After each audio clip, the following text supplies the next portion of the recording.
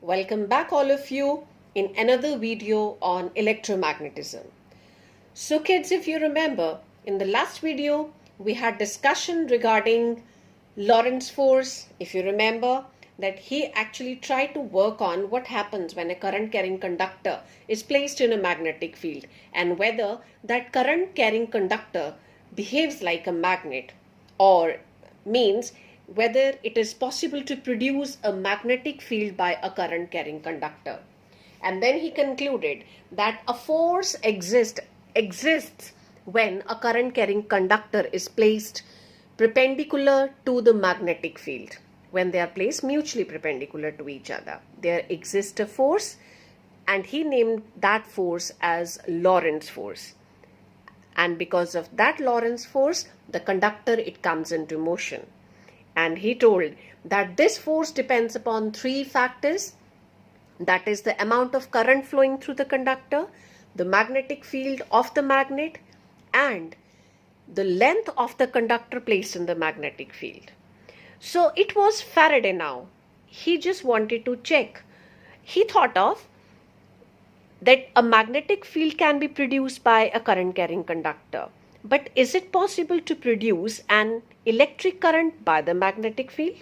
So he started working on this concept and he performed a number of experiments and observed that whenever there is a change in the number of magnetic field lines linked with the conductor, an EMF is developed between the ends of the conductor, which lasts as long as there is a change in the number of magnetic field lines. And he named this phenomenon as electromagnetic induction. So, what was the experimental setup? How he concluded? What happened? So, let's work on it. Okay. So, let's see what was the experiment. So, kids, this is the setup of the experiment. Faraday took a paper and he just folded it like a cylinder and coiled a wire on it. So, he took a solenoid and to it he attached a galvanometer. So kids, if you remember the difference between ammeter and galvanometer, ammeter gives you the amount of, it tells you the amount of current flowing through the conductor, but galvanometer gives you the direction in which current is flowing, right? So even if a minute amount of current is there, there is going to be deflection in the galvanometer. Now question arises, in voltmeter, ammeter, we usually see that this pin, it actually points towards one of the end, right? So pin, or you can say needle. This needle points in one of the end. But if you see here, the galvanometer needle is it's pointing towards the center. What is the reason? See here, 0 will be marked here in the galvanometer, but in ammeter and voltmeter, it's going to be towards left. Fine. What is the reason? As I told you, galvanometer actually gives you the direction of current flowing in the conductor. So if it is going to point here in the center, it actually has an option to deflect in the left or in the right. And it indicates in which direction the current is flowing, right? So the motive to take galvanometer in the experiment was only that even if a minute amount of current is there, a deflection in the galvanometer will immediately indicate that there is current existing in the circuit. So that was the motive, right? So what happens? Faraday took a magnet such that north was pointing towards the solenoid, right? And he kept it near your solenoid. And if you see here, there is no battery, nothing. Actually, he wanted to see that whether current can be produced by using the magnetic field. So if we are going to attach a battery or a cell, it means we are providing a source of current. But actually, we don't want to have a source of current.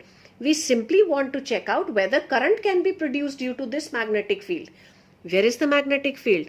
If a magnet is there, automatically a magnetic field will be created around that magnet, isn't it? So what happened? He took a magnet with north pointing towards the solenoid and he just kept it near the solenoid stationary. Stationary means rest, so velocity 0, right?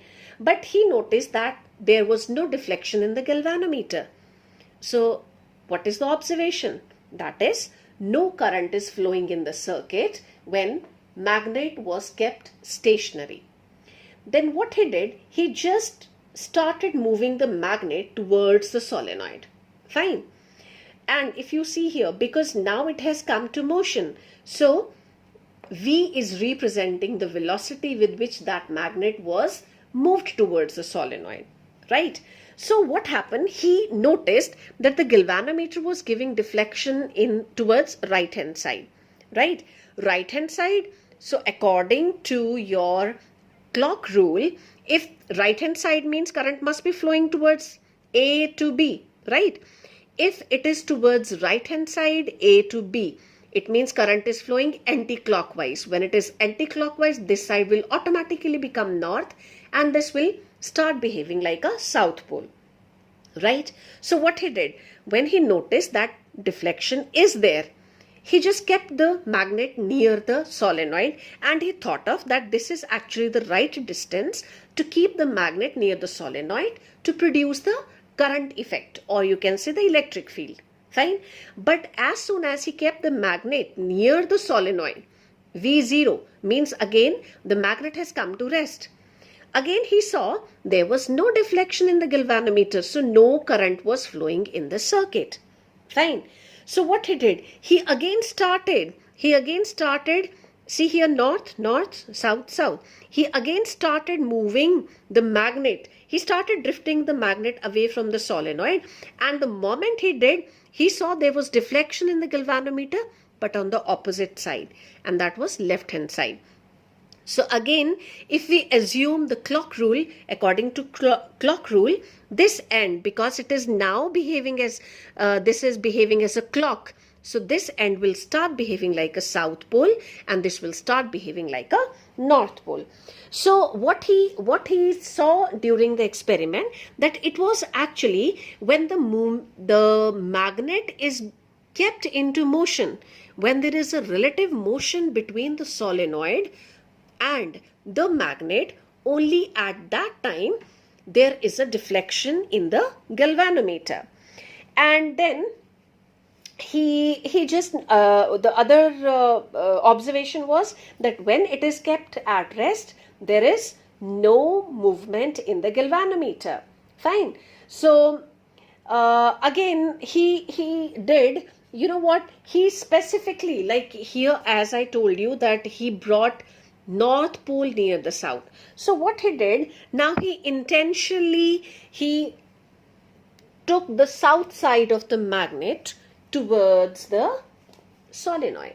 So instead of this, he took south and north and he started moving towards it.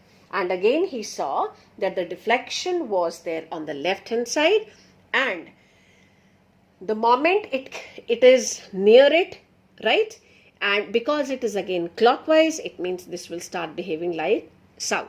And he kept on experimenting on this, and to his surprise, he just saw that whenever, like it was south pole here, he observed that when he wanted to approach the magnet with south pole near it, a south pole exists, and when he start drifting means when we take the magnet away from the solenoid, suddenly there is change in the deflection of the galvanometer.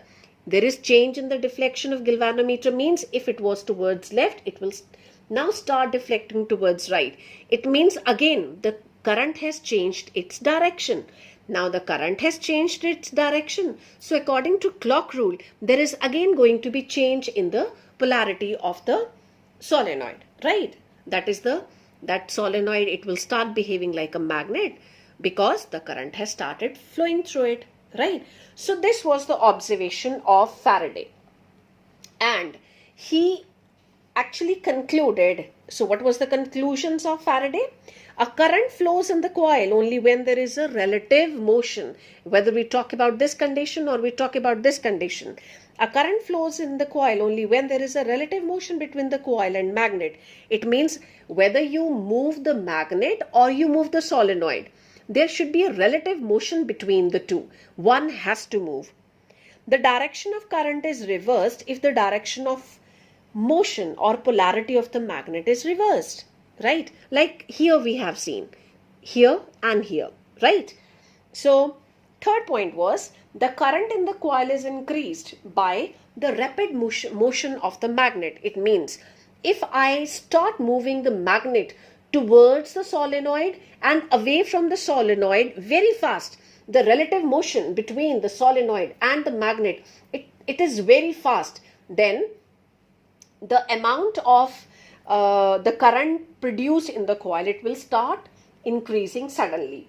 And if with the use of the strong magnet, like suppose I have a magnet here, and if I have a strong magnet, if in comparison of this I have a strong magnet, then the amount of current produced here will be more.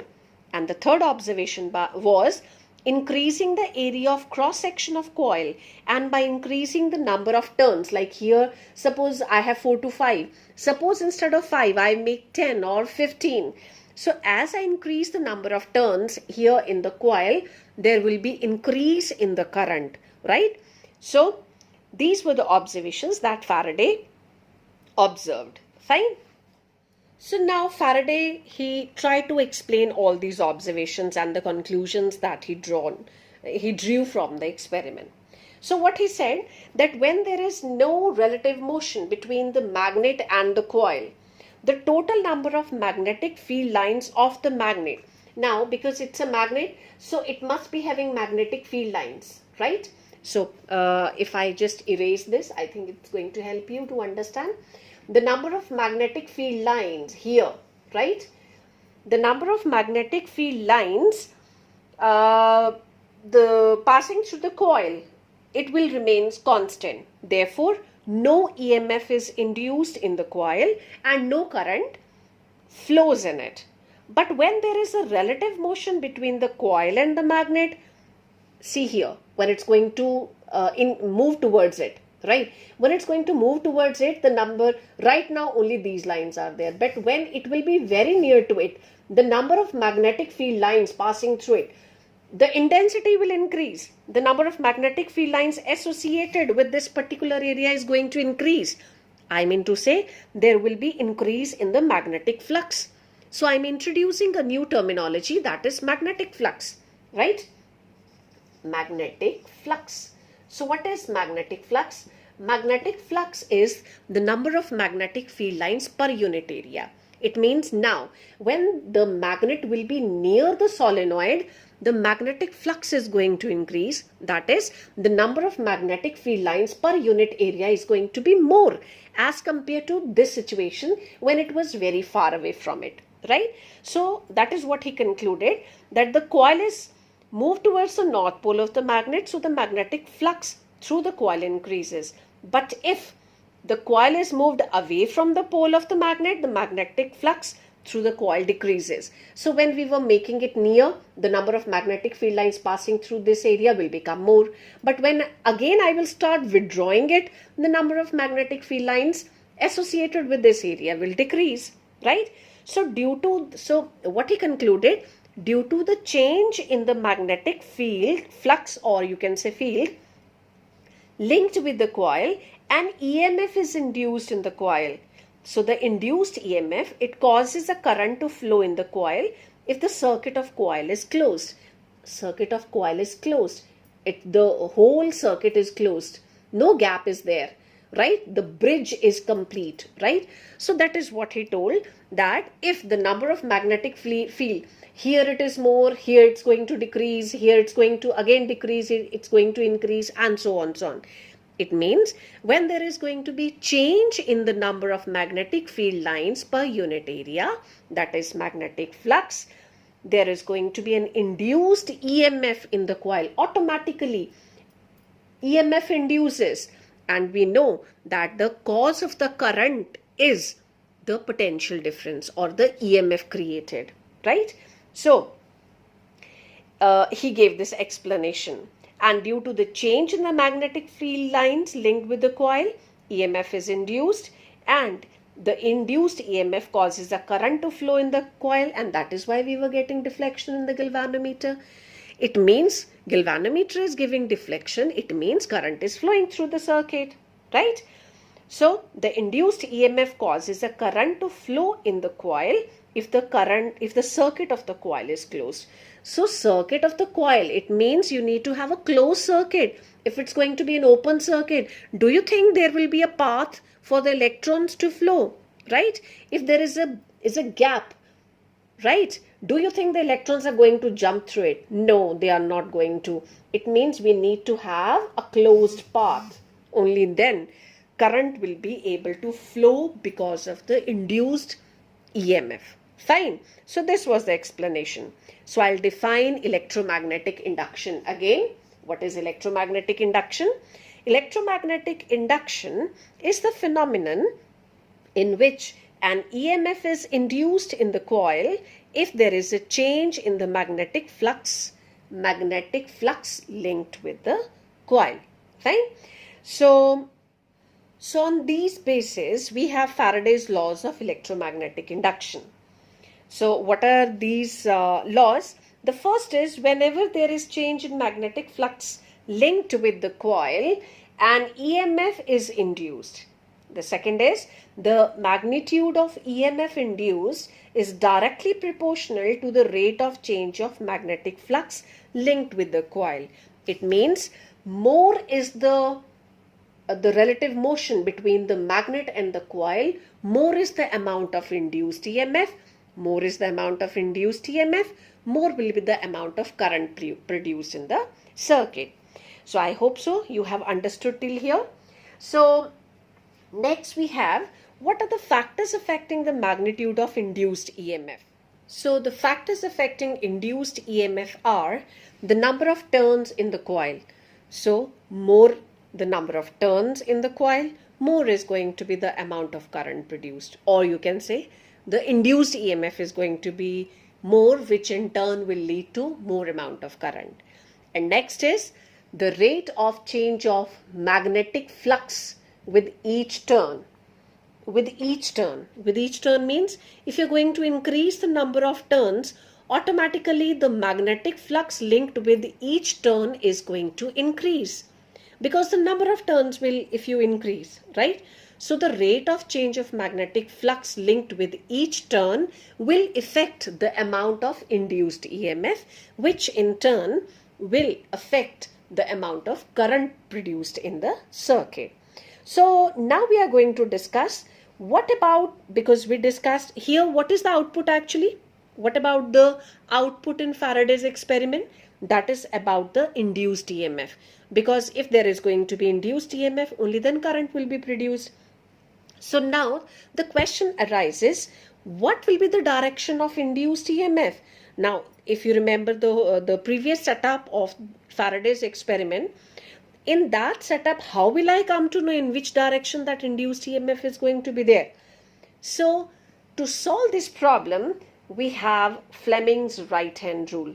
Now we had Fleming's left-hand rule, and now we have Fleming's right-hand rule. And children, you need to understand the difference between the two. And what is the difference between the two? Suppose you have a question in exam that what is the difference between Fleming's right-hand rule and left-hand rule? It is always to write in terms of the output. What actually is being told by the two rules? What is the result of Fleming's left-hand rule and what is the result of Fleming's right-hand rule? So let us discuss about Fleming's right-hand rule. So this is your Fleming's right-hand rule. So what is there in Fleming's right-hand rule? Stretch the thumb, central finger and forefinger of your right hand mutually perpendicular to each other. So if you see here, they are mutually perpendicular to each other. If the forefinger indicates the direction of magnetic field and thumb indicates the direction of motion of conductor, then the central finger, it will indicate the direction of induced current. Motion of conductor, magnetic field. So this is pointing outward. That's why it has been marked small and it is pointing outward, outside the board. Okay. So this represents motion of conductor. This is magnetic field and this represents induced current, right? So this is Fleming's right-hand rule. So children, do you remember what was the result of Fleming's left-hand rule? What was the output? From there actually we come to know in which direction force is going to act, and in the same direction motion of conductor will be there, right? But here in Fleming's right-hand rule, what is the outcome? Here we come to know in which direction the induced current is going to flow. Induced current will be there because of induced EMF. Induced EMF will be there because of change in the magnetic field lines per unit area, right? So it gives you the direction of induced current. So I hope so this video is going to help you to understand between Fleming's right hand rule and Fleming's left hand rule. So kids, just be ready to see my next video, because I'll be showing you, in exam they give you questions where you need to find out in which direction there is going to be movement. I mean the question based on right hand and left hand rule, Fleming's right hand and left hand rule, right? So I'll be just, actually it's very, sometimes it's very confusing in which direction you have to place. It's not only like this they are going to give you a case. It may be that the motion of the conductor is in this way, and I mean it's sometimes very odd to twist your right hand or left hand, and sometimes it's very confusing. So in my next video I'll be showing you a very desi type a way to find out how the motion is going to happen, in which direction current is going to flow, or in which direction the conductor is going to move, right? So wait for my next video, and I'm sure that that desi method is going to help you to understand the concept of Fleming's right hand rule and left hand rule in a better way, right? So till then, goodbye, Shabba Khair, and please take care, stay safe, right? And God bless you all. Bye bye, take care.